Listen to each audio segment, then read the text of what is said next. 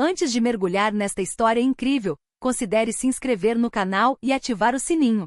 Cada história aqui tem algo a dizer, e você não vai querer perder nenhuma. Dei a casa para minha filha, e ela disse, agora não preciso mais de você, vá embora. Mas 3 dias depois, meu nome é Margarete Holmes hoje, tenho 68 anos e toda a minha vida foi tecida em torno de 2 papéis que me definiram, mãe e esposa.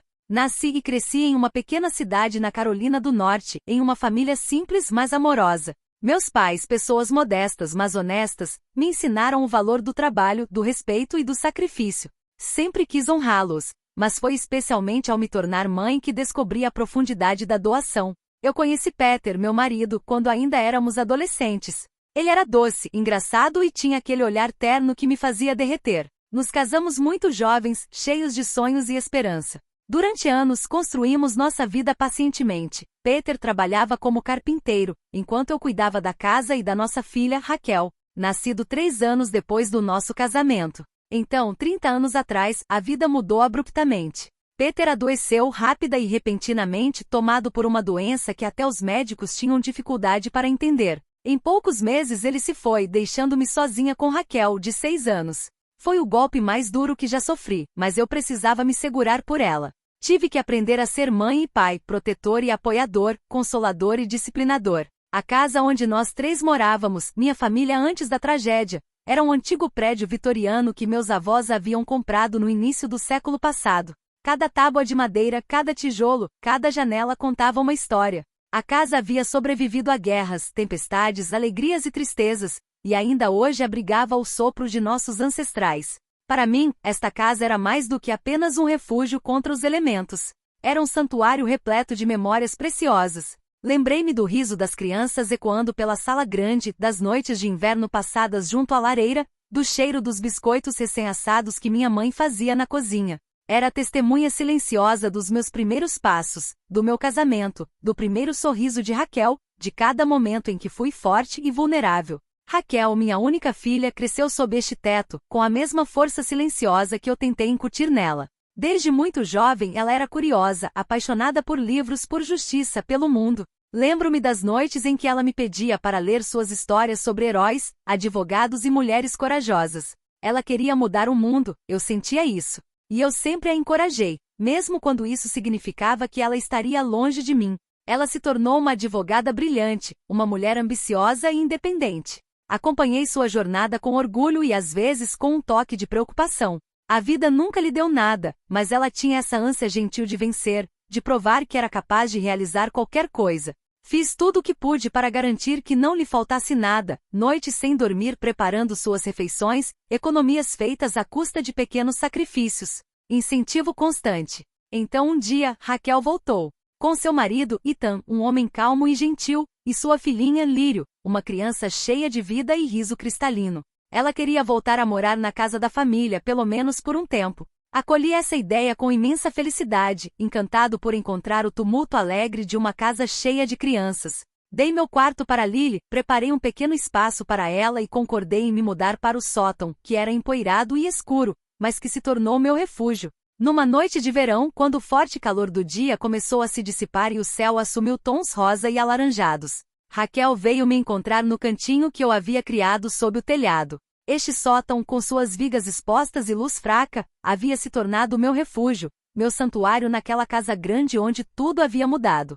Ela sentou-se à minha frente, o rosto iluminado pela luz suave de um abajur, e pela primeira vez em muito tempo parecia séria, quase ansiosa. Eu podia sentir uma mistura de hesitação e determinação em seus olhos. Mãe, ela começou suavemente, como se cada palavra lhe custasse um preço. Tenho me perguntado coisas ultimamente.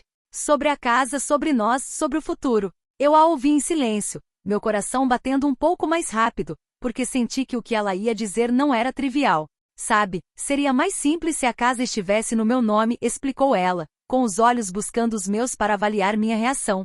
Se alguma coisa acontecer com você, evitaria complicações, burocracia, discussões. Seria mais seguro para todos. Assenti. Eu entendia, claro. Ela estava certa do ponto de vista prático. Mas havia uma nova inflexão em sua voz, uma firmeza que eu nunca tinha visto antes.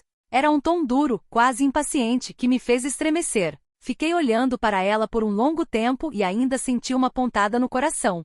Quer dizer que eu deveria dar para você, hein? Ela sorriu. Um sorriso que eu não via com frequência nos últimos anos, um sorriso frio, quase calculista, mas também repleto de uma espécie de convicção que ela parecia querer me transmitir. Sim, mãe. Quer dizer, você teve isso a vida toda, mas sou eu quem mora aqui, sou eu quem cuida da casa, da família. Faria sentido que fosse minha agora. As palavras me atingiram como uma onda arrebentando. Eu estava dividida entre o peso do passado, das minhas memórias e a realidade presente. Entre o medo de perder este lar que sempre fora meu refúgio e o imenso amor que eu tinha pela minha filha, este amor que me impulsionava a querer confiar nela, a dar-lhe o que era mais precioso para mim. Eu sabia que aquele gesto significava muito, mais do que uma mera formalidade. Era uma passagem, um ponto de virada. Senti minhas mãos suarem, minha respiração ficar ofegante, mas reuni toda a minha coragem e disse: muito bem, Raquel. Se é isso que você acha melhor. Com a ajuda de um tabelião, assinei os papéis algumas semanas depois. A casa passou oficialmente para o nome dele. Uma mistura de apreensão e orgulho tomou conta de mim. Pensei que estava lhe dando um presente, um gesto de amor, sem imaginar que isso mudaria tudo entre nós.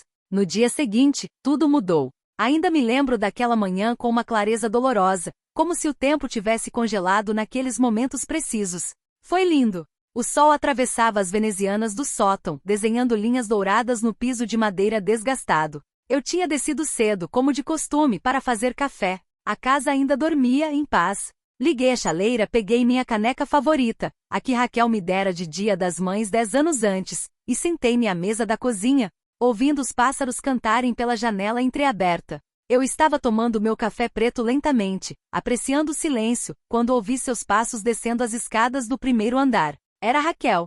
Ela entrou na cozinha, com o rosto tenso e os braços cruzados. Havia uma dureza gélida em seu olhar, algo que eu nunca tinha visto antes. Um silêncio pesado se instalou antes que ela falasse. Mãe, precisamos conversar, ela disse secamente. Sentei-me surpreso. Claro, o que é? Ela olhou rapidamente para a sala de estar e suspirou como se carregasse um fardo invisível. Olha, não posso mais te prender aqui. O Ethan e eu precisamos de um pouco de espaço. Você entende, né? Não é contra você, mas você está presente demais. Suas palavras me atingiram duramente. Presente demais? Repeti confusa. O que você quer dizer com isso? Ela evitou meu olhar, como se soubesse que o que estava dizendo me magoava. É simples, mãe. Agora que a casa é minha, ela é minha. E acho que está na hora de você ir embora. Esta não é mais sua casa. Fiquei ali paralisado. O silêncio caiu sobre a sala como um manto de chumbo. Senti um nó na garganta. Minhas mãos em volta da xícara começaram a tremer. O calor do café de repente se tornou insuportável na minha palma. Você quer que eu vá embora? Que eu saia da casa? Da nossa casa? Daquela onde você cresceu, onde seu pai morreu, onde eu te criei. Ela desviou o olhar, desconfortável, mas firme. Sim, você poderia ir para a casa da tia June por um tempo. Ou talvez procurar um asilo adequado. Seria melhor para todos. Senti uma dor surda se instalar no meu peito. Não era só a rejeição que doía, era a frieza, a indiferença com que ela dizia aquelas frases. Como se eu tivesse me tornado um objeto incômodo, a ser movido quando ocupava muito espaço na decoração. Eu não disse nada. Nenhuma palavra me veio à mente. Minha mente fervilhava. Olhei ao meu redor, para a cozinha onde eu havia preparado milhares de refeições, para a lareira onde penduramos meias de Natal, para o corredor onde Raquel dera seus primeiros passos. De repente tudo parecia estranho, roubado, fechado. Subi lentamente as escadas até o sótão. Cada degrau rangia como uma lembrança cruel dos anos que passei lá. Levei uma bolsa modesta, algumas roupas, 2 álbuns de fotos, um cobertor que minha mãe tricotou e a caixa de madeira onde guardava as cartas de Peter. Nada mais. O resto deixei para trás. Pesado demais, vazio demais agora. No caminho de volta para o andar de baixo, cruzei com Ethan no corredor. Ele me olhou brevemente, visivelmente envergonhado, mas não disse nada. Seu silêncio dizia tudo. Olhei uma última vez para o porta-retrato pendurado na porta da frente. Uma foto minha, Raquel e Peter à beira do lago, nós 3 sorrindo despreocupados. Saí sem olhar para trás. O vento quente do verão acariciou meu rosto quando fechei a porta atrás de mim. Ela não bateu. Fechou-se suavemente, quase com reverência, como se a própria casa entendesse minha dor. Eu não tinha para onde ir. Não naquele dia. Só meu carro, minha bolsa e um vazio enorme no coração. Eu dirigia sem rumo, com as mãos apertadas no volante, as lágrimas turvando minha visão. Eu era uma mãe cuja própria filha tinha acabado de ir embora. E eu ainda não sabia que essa rejeição era apenas o começo de uma reviravolta que Raquel nunca esqueceria. Os 3 dias que se seguiram minha partida foi a mais sombria de toda a minha existência. E no entanto eu havia conhecido a dor do luto, a solidão da viuvez, as lutas silenciosas da maternidade solteira. Mas nada não me preparou para esta forma de abandono. Esta rejeição fria e total, vinda de minha própria filha, aquele que eu carreguei, nutri e protegi, amei com amor incondicional. Dormi no meu carro, um velho Honda Civic, estacionado na beira de um parque deserto. À noite, os bancos de couro ficavam gelados, e apesar dos cobertores que eu havia pegado às pressas, o frio penetrava meus ossos. Eu não conseguia dormir. Cada barulho me fazia pular, cada lembrança me destruía. Passei os dias vagando pelas ruas com os olhos vazios e o coração pesado. Às vezes, sentava-me em bancos de praça, observando crianças brincando, casais rindo, transeuntes cuidando de suas vidas, como se todos estivessem seguindo em frente menos eu. Eu me sentia invisível. Uma mulher de 68 anos, abandonada como uma estranha, tendo apenas a sua dor como companhia. Lembro-me de uma noite, a segunda, creio eu, em que comecei a chorar no meu carro. Não havia mais lágrimas, apenas soluços secos e dilacerantes que ecoavam contra as janelas embaçadas. Falei para mim mesmo. Como eu me meti nisso? Como minha própria filha pôde fazer isso comigo? Mas nenhuma resposta veio. Apenas silêncio. Denso. Cruel. E então, no terceiro dia, quando eu estava prestes a estacionar atrás de um posto de gasolina para passar a noite, meu telefone tocou, a tela mostrava Raquel. Meu coração disparou. Hesitei. Quase não respondi. Mas parte de mim ainda esperava que ela tivesse mudado de ideia. Eu atendi. Sua voz estava irreconhecível. Quebrada. Em pânico. Ela respirava com dificuldade, como se tivesse acabado de correr ou chorar. Mãe, você precisa voltar. Tem gente na casa, policiais. Eles estão dizendo que a casa não é minha de verdade. Que a transferência é inválida. Você pode me explicar o que está acontecendo? Fechei os olhos. Eu sabia. Ela tinha acabado de descobrir a verdade. O que ela não sabia era que quando concordei em lhe passar a casa, também tomei precauções. Eu não era ingênuo. Uma amiga de longa data, Glória, recomendou-me um velho tabelião conhecido pela sua honestidade e discrição. Ele dedicou-se a ouvir-me, a compreender a minha situação e principalmente as minhas dúvidas, aquelas que eu não ousava expressar em voz alta. Juntos, incluímos uma cláusula de reserva de usufruto vitalício. Isso significa que sim, Raquel recebeu o imóvel no papel, mas o gozo real e total da casa permaneceu meu até a minha morte. E mais, uma cláusula adicional havia sido acrescentada, discreta, mas legalmente irrefutável. Se eu fosse expulso, negligenciado ou maltratado pelo novo proprietário, a casa seria automaticamente removida e transferida para uma fundação sem fins lucrativos que eu havia criado secretamente. Uma fundação dedicada a abrigar mulheres idosas que estavam em situação de rua ou foram rejeitadas por suas famílias. Este projeto foi meu legado silencioso. Raquel não tinha lido nada em detalhes. Ela simplesmente assinou, convencida de que sua mãe lhe estava oferecendo a casa incondicionalmente. E agora a realidade a atingira. Eu podia ouvi-la soluçando do outro lado da linha. Mãe, por favor, volte. Diga a eles que foi um erro. Eu preciso de você. Preciso que a gente resolva isso juntos. Fiquei em silêncio por alguns segundos. Meu coração batia forte. Eu estava dividida entre a dor e a justiça. Ela havia me traído, mas ainda era minha filha. Raquel, você me expulsou, lembra? Você me disse que aqui não era mais o meu lugar. Eu sei. Eu fui horrível. Mas eu não sabia. Eu pensei que... Ela não conseguia terminar suas frases. Suspirei profundamente. Estou indo. Mas não para te salvar. Para te fazer entender. Há certas coisas que não se recuperam tão facilmente. Desliguei. Então olhei para o meu reflexo no espelho retrovisor. Meus olhos estavam cansados, meu rosto encovado, mas uma nova chama havia sido reacendida dentro de mim. A chama da dignidade. Eu não era apenas uma velha indefesa. Eu era Margaret Holmes, mãe, viúva e construtora do seu próprio respeito. Quando cheguei em casa, o ar parecia carregado de eletricidade, como se as próprias paredes vibrassem com uma tensão contida. O sol estava forte naquele dia, mas na sala de estar a atmosfera era gélida. Raquel estava sentada no sofá, com os ombros curvados e os olhos inchados. Seu olhar evitava o meu. Ela não era mais a mulher forte e confiante da outra manhã. Era uma criança desorientada, presa nas consequências de seus próprios atos.